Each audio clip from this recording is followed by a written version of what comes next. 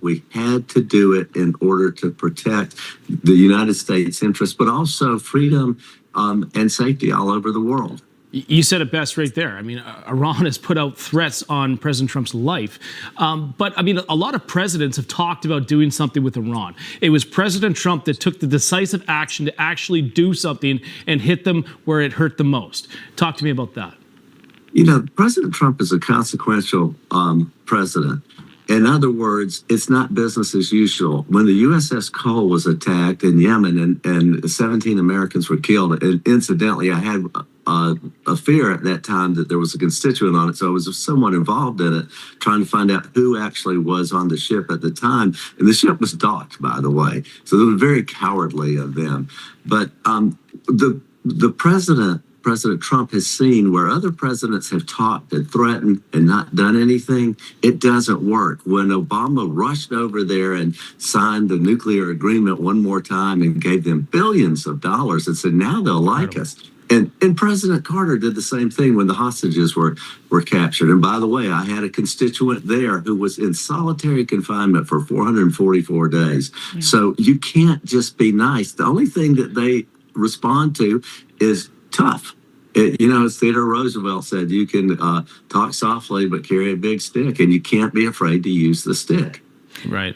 And he gave him an off-ramp, too. I mean, this didn't just happen overnight. I mean, we do how long was he trying to make a deal with these? Let's hold that thought, though, for a second, Congressman, because we do have to go to Emily Trader. I do believe we have breaking news over in the Middle East. Hey, Emily, how are you? How you doing? Hi, great to be with you. Great to be with you. I'm here literally outside one of the public shelters in Tel Aviv, where just a few minutes ago, a siren went off warning of another incoming ballistic missile. It's been this way since about 6 a.m. this morning. Right now, there are dozens of Israelis huddled inside the shelters underground, millions across the country nationwide. We don't yet know what the impact was of these missiles. We know that there have been multiple this morning as well, but we'll hopefully have an update for you in a few minutes. But this is the breaking news here on the ground. We are technically still should be underground seeking shelter, but we wanted to bring you the update first here about what's going on the ground here inside of Israel. All right, Emily, stick with us, though. We will come back to you throughout the morning, but stay safe. If anything happens, be sure to let us know straight away, and we'll come right back to you. Do we still have the Congressman with us? All right, we're going to head out for a quick break now, but when we return, our ongoing coverage on the war with Iran continues. We'll have more on Newsmax. Stick with us. British Prime Minister Keir Starmer making some brief remarks about this. Want to play those for you here, just about 4 minutes in length if you are just joining us on Live Now from Fox.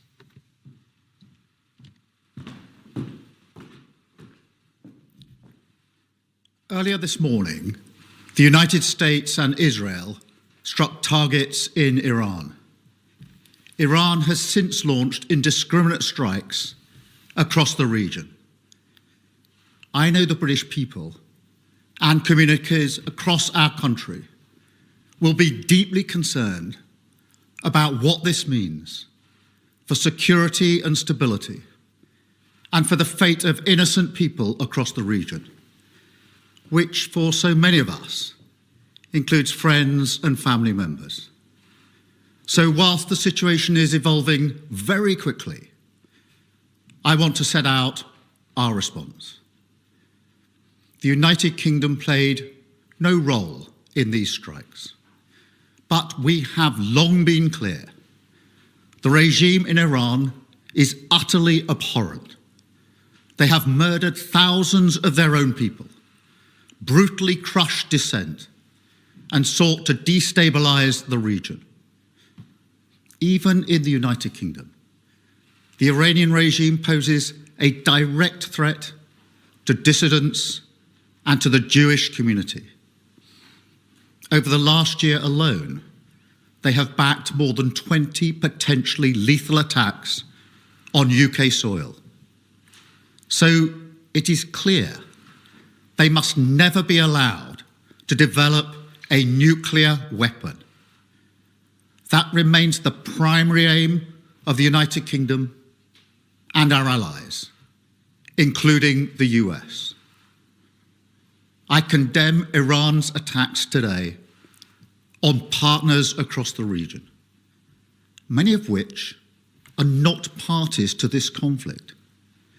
We extend our support and solidarity to them as part of our commitments to the security of our allies in the Middle East. We have a range of defensive capabilities in the region, which we've recently strengthened. Our forces are active, and British planes are in the sky today as part of coordinated regional defensive operations to protect our people, our interests, and our allies, as Britain has done before, in line with international law. We've stepped up protections for British bases and personnel to their highest level. We are also reaching out to UK nationals in the region and doing everything we can to support them. I've been speaking with leaders today from the E3 and across the region.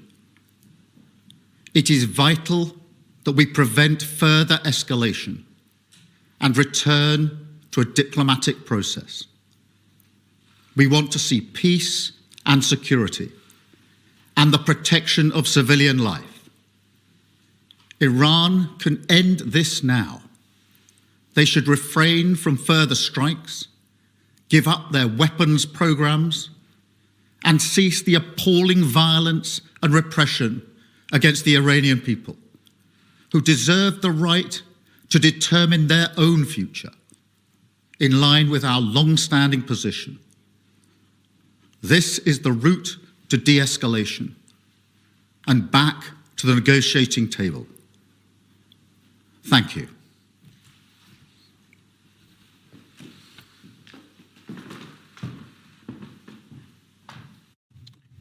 All right, that was British Prime Minister Keir Starmer delivering those brief remarks about the situation here, and that happening just yesterday there. That, of course, was all of this as it was playing out, so we wanted to make sure to bring that to you in case you missed it here on Live Now from Fox. Once again, as we continue to follow all of the latest developments here, you are taking a live look at this hour over Tel Aviv, where there is extensive damage as a result of another strike taking place. Now, we are working to find out just a bit more about what exactly happened, the extent of any injuries. There is so much to this, so we'll bring you updates here as we get it. Right now, I do want to bring in Sogan Faheri, an Iranian-born actress, a human rights activist, and the head of Persian media at the Jerusalem Center for Security and Foreign Affairs. Joining us now live. Thank you so much for taking the time to be here with us this morning. Of course. Good morning. Thank you for having me here.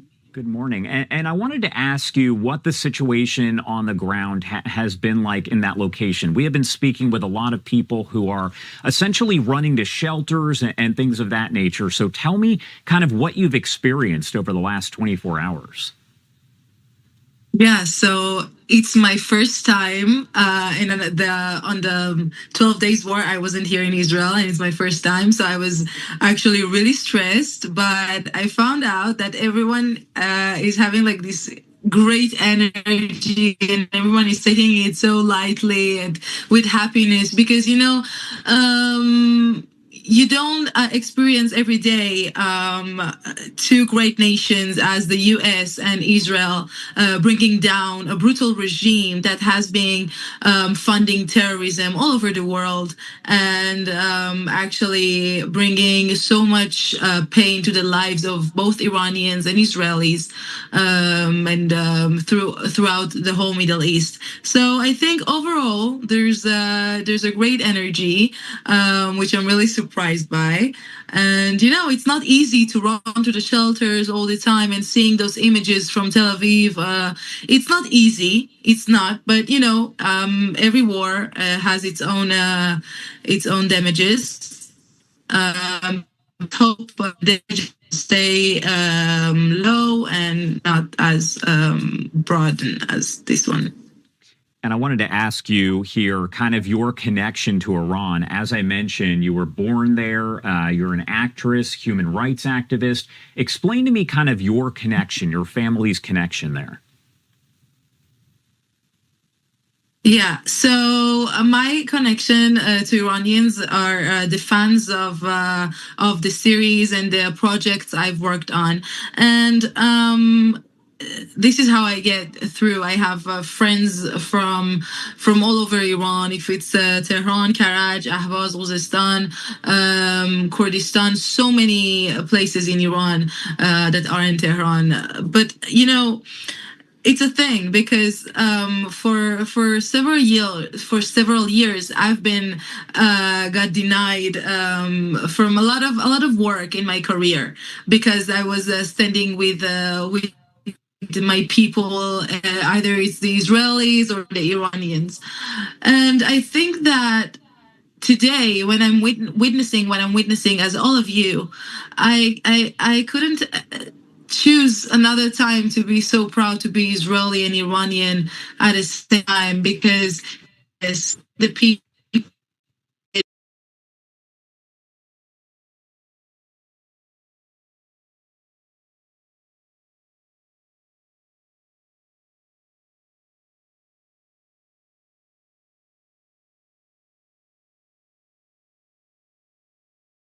UAE, all of these countries that are not enemies of the Islamic Republic, at least explicitly. And of course, we see a heavy missile fire and attempts to fire missiles at the state of Israel. The only reason that we haven't seen mass casualties in the level that perhaps one might expect from a conflict of this scale is because the Israeli defense is actively working to prevent many of those missiles from even getting off the ground. One of the activities they're carrying out today, as the IDF has stated, is specifically targeting missile launchers. The second they see them come out or they receive intelligence about where those missiles are being fired from, they target those sites. And that's been very effective thus far. Hopefully, for the sake of everyone involved, it remains the same.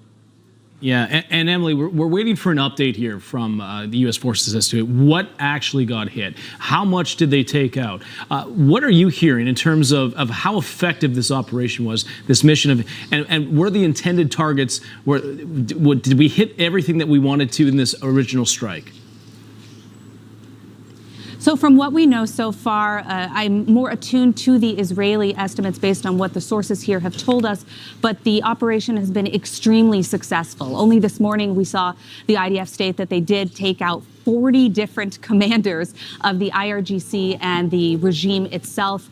We know that they targeted, obviously, the supreme leader. This is a major, major success, intelligence success on behalf of the state of Israel. But beyond that, we also know that they've targeted many regime bases, IRGC weapons depots, missiles depots that are oftentimes surrounded by civilian areas. And despite that, we've seen a relatively low casualty count overall. Hopefully it remains that way. But for all the evidence that we have thus far, the attacks have been remarkably successful.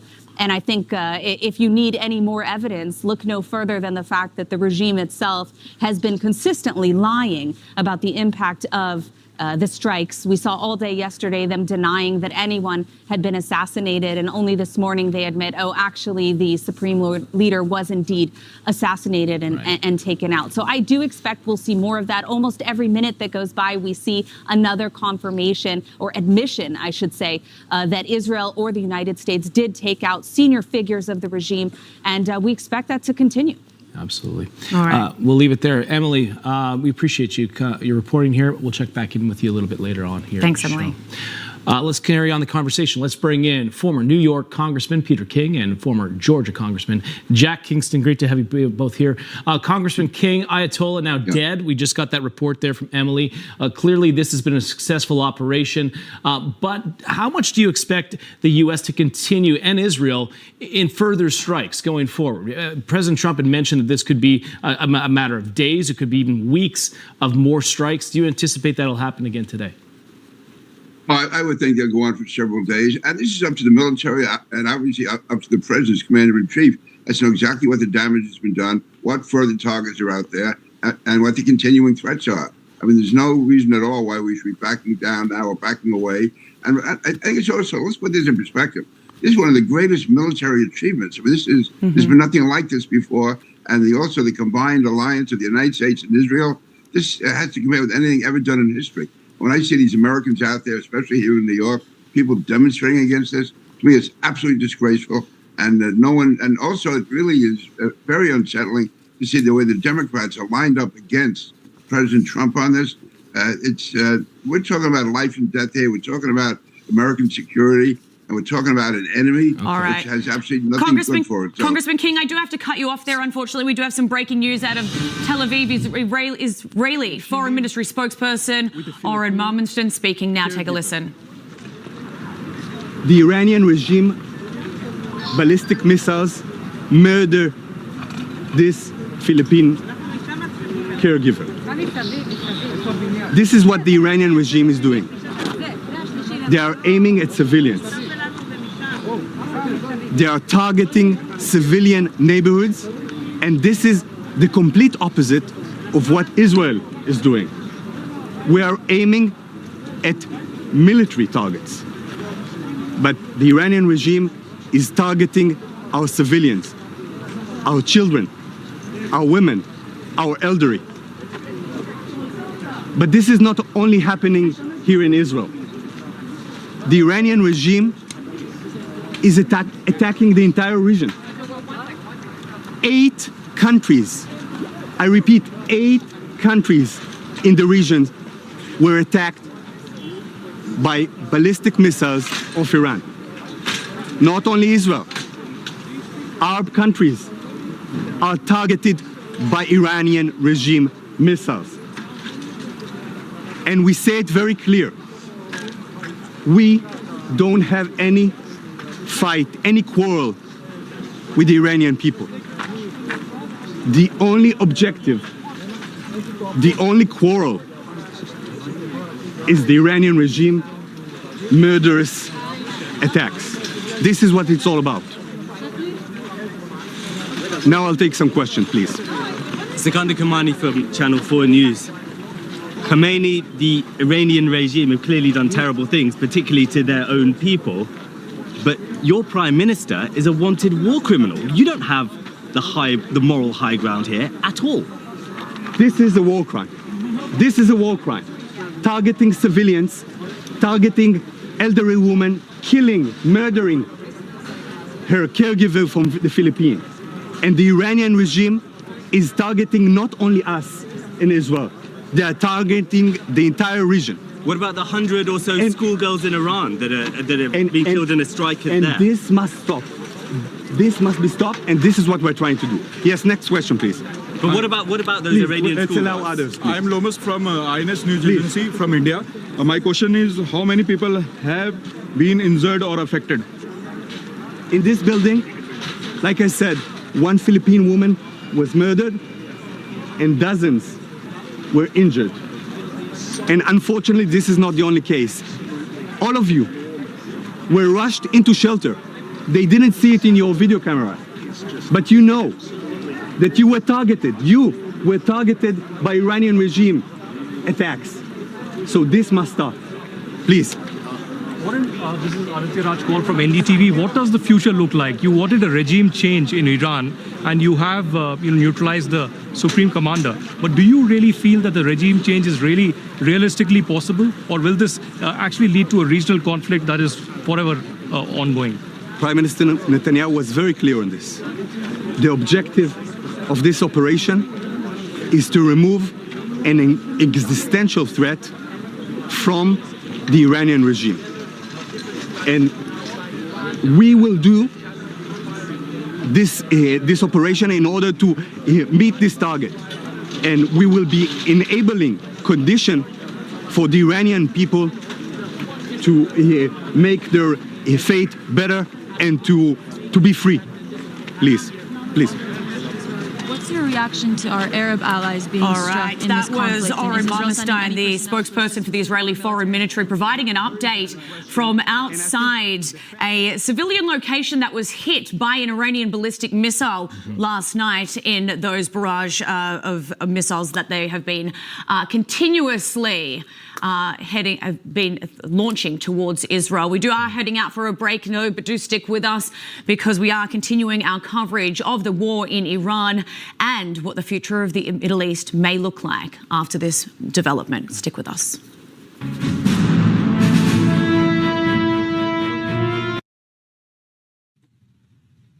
Welcome back here on Live Now from Fox. My name is Josh Breslow, and we're actually getting some remarks that are coming in now from Israel's foreign ministry spokesperson. He is at the scene over the explosions there in Tel Aviv, and I want to pop up the audio. Now, we are going to rewind this because I want to make sure we get them to you in full. This was just about 4 minutes ago, so we're going to lift up the audio and listen in. Hello, everyone. What you see behind me is the result of the Iranian regime ballistic terror. This is the result of the Iranian regime ballistic terror. As you can see, the ballistic missiles was aimed at a civilian neighborhood. This is a civilian building. We had children inside this building. Young children. We had elderly people in this building. One of these elderly people was a woman, an elderly woman, and she lived with a Philippine caregiver. The Iranian regime ballistic missiles murder this Philippine caregiver. This is what the Iranian regime is doing. They are aiming at civilians.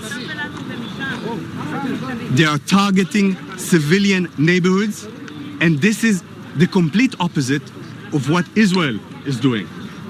We are aiming at military targets, but the Iranian regime is targeting our civilians, our children, our women, our elderly. But this is not only happening here in Israel. The Iranian regime is attacking the entire region. 8 countries, I repeat, 8 countries in the region were attacked by ballistic missiles of Iran. Not only Israel, Arab countries are targeted by Iranian regime missiles. And we say it very clear.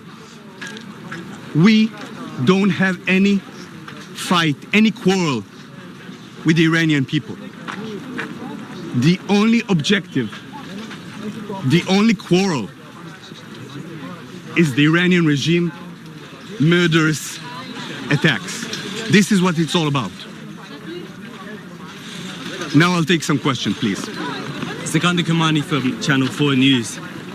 Khamenei, the Iranian regime, have clearly done terrible things, particularly to their own people.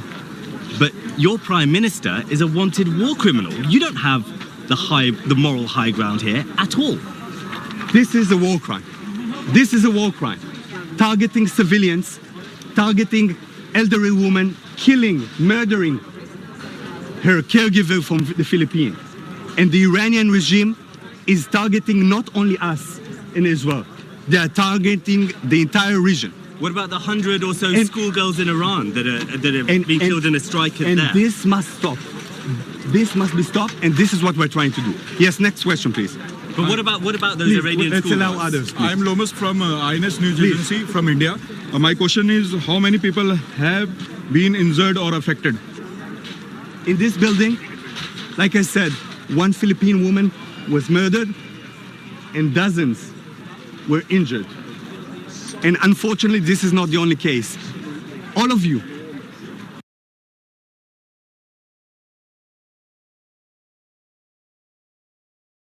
was born in Tehran, and I can tell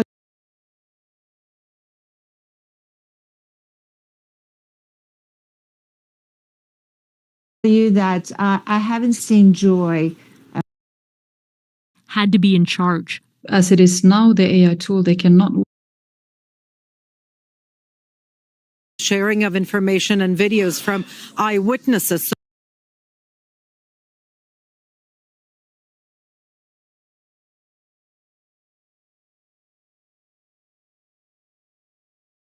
So it is very difficult to rely on anything but the Israeli army statements cleared by that censor. Now, in the past half an hour or so, there were alarms and sirens that went off in occupied Jerusalem as well as in Tel Aviv, which you can see behind me. And there was fear of a drone coming in, and it was shot reportedly over the skies of Jerusalem. This is contrasted by Israeli rhetoric that talks about achieving control over the skies of Tehran. The Israeli Minister of Defense, Israel Katz, saying that from now on there would be uninterrupted airlift operations over Tehran, which means that Israel doesn't feel that it can be challenged over the skies of Iran's capital. This is, of course, to allay also fears among Israelis,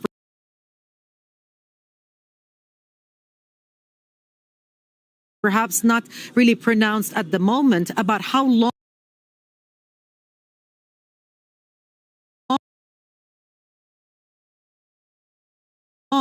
this can be kept up, how long Israelis can be in shelters or near them, and the economic life and financial life paralyzed, but also how much does Israel have in its stockpile of air defense missiles, because we already know that those stockpiles were depleted in the 12-day confrontation in June. And just to show you the kind of the frustrations that Israelis are beginning to feel, the Minister of National Security, Itamar Ben-Gvir, tried to go to that site in Tel Aviv in the morning. And according to Channel 12, angry residents in the area kicked him out.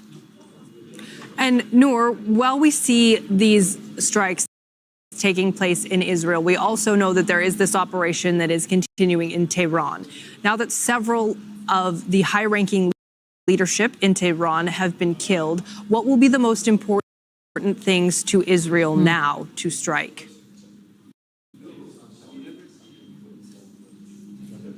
Well, as far as Israel is concerned, and in the words of a senior security source yesterday, Israel struck at current leaders, former leaders, and future leaders. The idea is to create, in the words of the spokesperson of the military, the conditions that are necessary to overthrow the government in Tehran. We even heard from the Israeli Prime Minister in a video message dubbed in Farsi, addressing the Iranian people, asking them to take to the streets in their millions to topple their government, because, in his words, the Israeli army is paving the way. The Israeli army is attacking the command and control posts, the chain of command in Iran, and it is trying to neutralize Iran's nuclear capacity, the ballistic missile capacity, and the stockpile of ballistic missiles. Israel does not want Iran to be able to produce those missiles, let alone to have a stockpile of them. Noor O'Day in Ramallah. Thank you, Noor.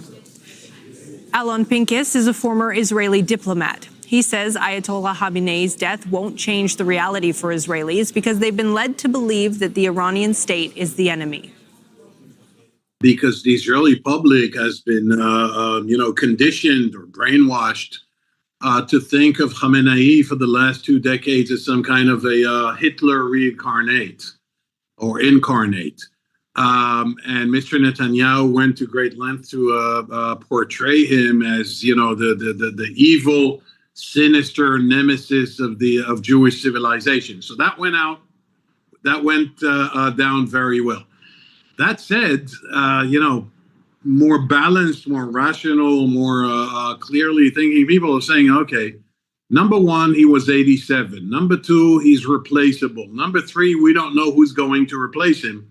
So what's all this jubilation about? All right, so Israel killed him. Okay, fine.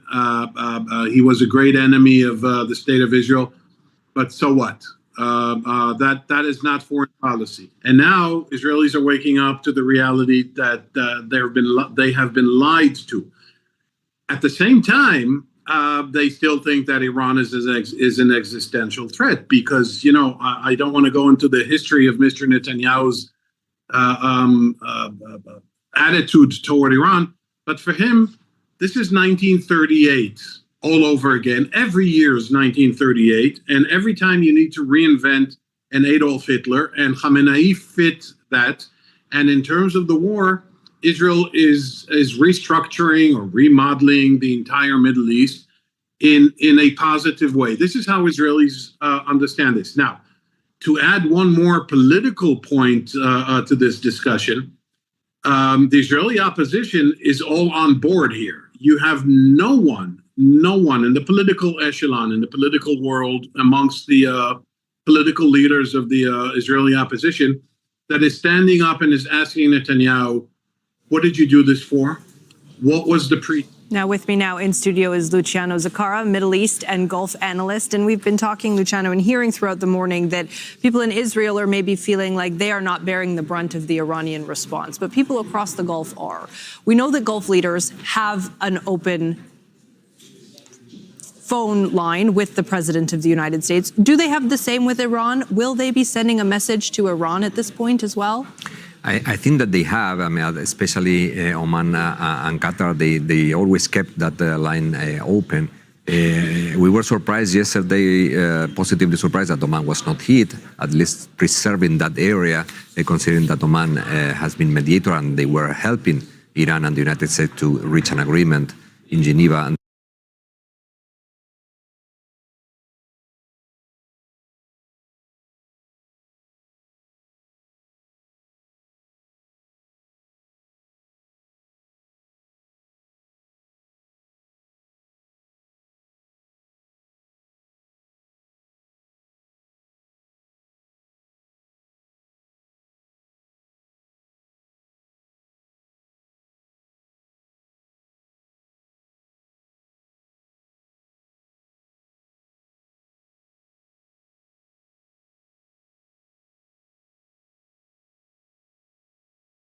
That make Iran right now?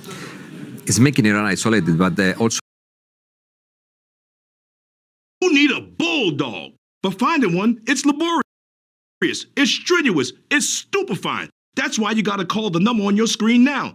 They'll help you connect to an abrupt end. You also, Mark, have to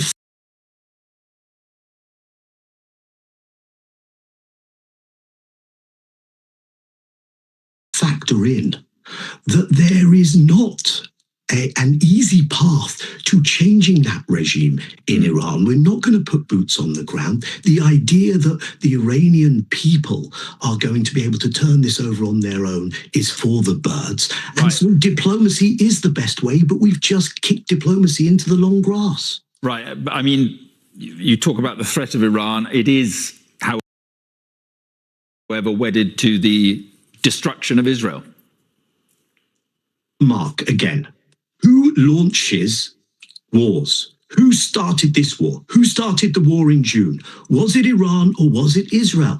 You could point to endless statements by Israeli political leaders talking about the destruction of the Palestinian people, talking about expanding their borders to a greater Israel that includes much of the region. Is that a justification to launch wars? I would argue that it isn't. I would argue that one has to right size, to correctly assess the threat posed by Iran, and I don't think it leads to this kind of an outcome, and I'm terribly disappointed that the coverage here, but especially the political comments coming from our leadership, are unable to acknowledge that this was an illegal act, that this is not something that is going to improve security. And if we are going to increase our defense budgets in this country, then are they in order to assist illegal, unnecessary, belligerent actions of the US and Israel, or are they for other things? Because if they think it's for the former, then our leaders have not been listening to the voters in Greater Manchester or elsewhere who want cost of living to be addressed, not these issues.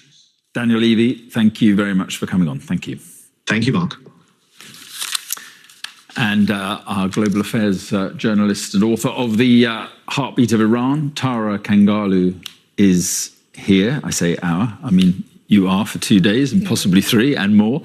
Thank you very much for being here. Just, I mean, how pivotal do you think this moment is? Indeed. And we're all journalists, so we're all part of the same team. For Iran specifically. Yes, yes. And having covered Iran for 15 years, Mark, and having been born and raised there, I can tell you that it's a historic day. 90 million Iranian people woke up to the news of the supreme leader's killing by Israel and the United States. And I can easily say many of whom are happy. They're celebrating, and they have been overnight.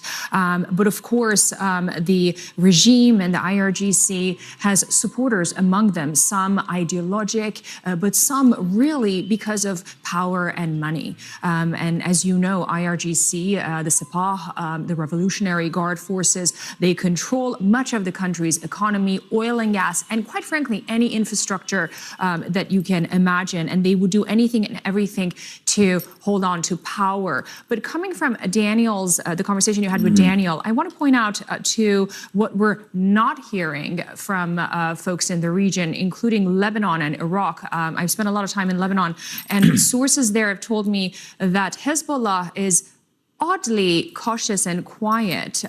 Also, Shia clerics in Iraq, we have not heard from. And I think that tells us something, that regional figures and forces who have been adamantly supported by the supreme leader and the regime in Iran are somehow cautious and more quiet than usual. And I think that's something for us to look closely at as the story evolves. But right now, speaking to people in Iran, many are saying this is a new chapter in our history. We don't know what comes next, but we're anxiously waiting, and we want to see it without the regime. No, well, this is the point here now, isn't it? A new chapter, unquestionably, end of an era with Khamenei going.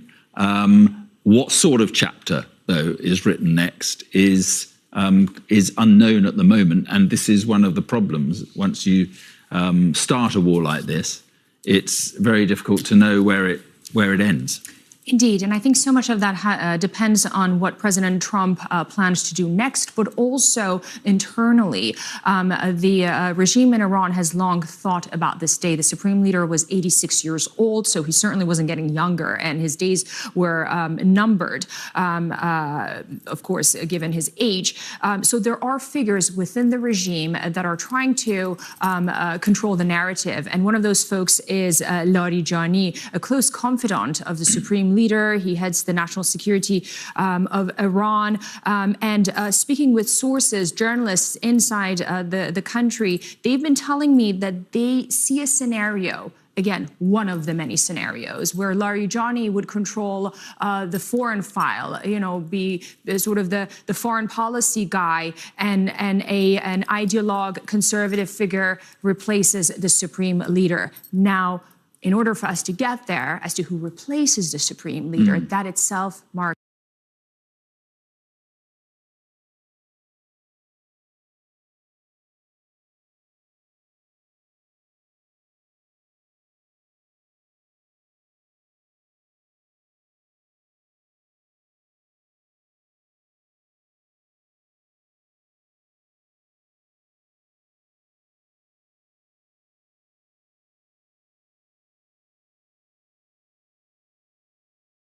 Thinking obviously of Venezuela and the huge differences clearly but the whole idea of not leader as well as many of their top brass. Absolutely.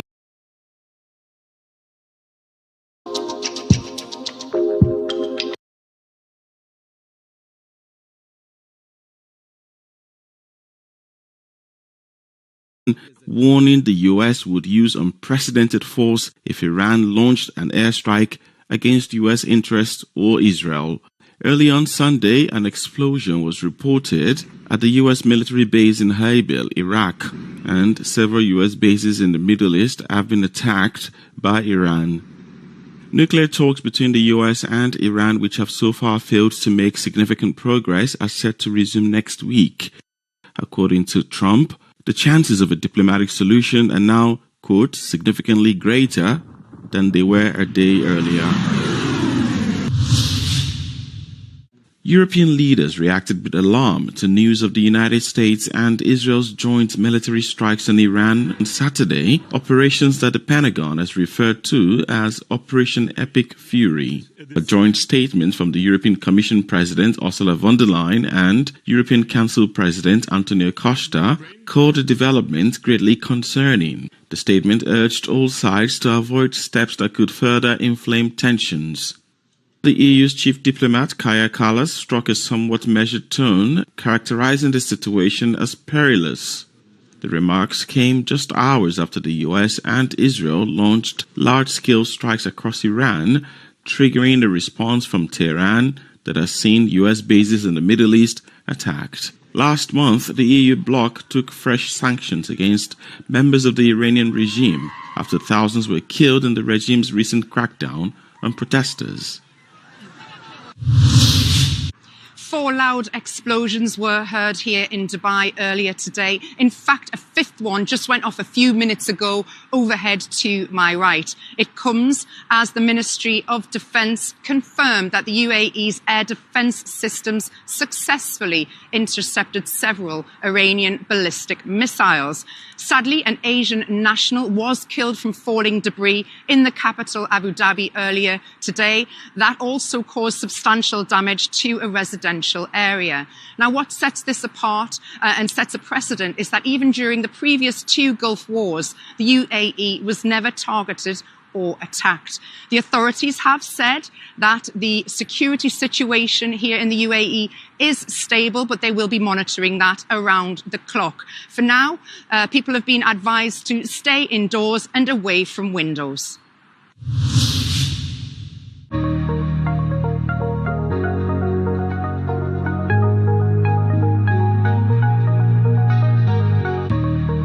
Did the EU charge the UK billions more than Canada to join its defense loan agreement? Canada recently signed up to the EU's Security Action for Europe agreement, or SAFE, becoming the first non-European member state to do so. Yet, the news has caused frustration across the channel. Posts on X suggest that while the EU asked the UK for up to €6 billion to join, which it ultimately refused, in and of itself will not bring this regime down as prompting some to accuse the EU of offering the UK rough deal.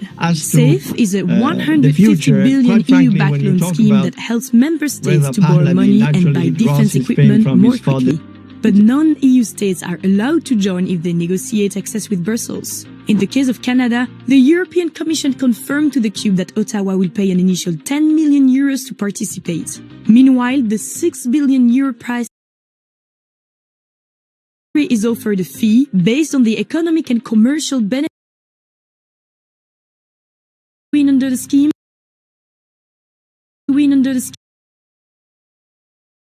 With deep integration in Europe. Negotiation between the EU and UK broke down in late 2025, reportedly after Keir Starmer's government said that even a reduced offer of €2 billion to join was too high. In early February, Starmer said the UK could apply to join a second multi-billion euro EU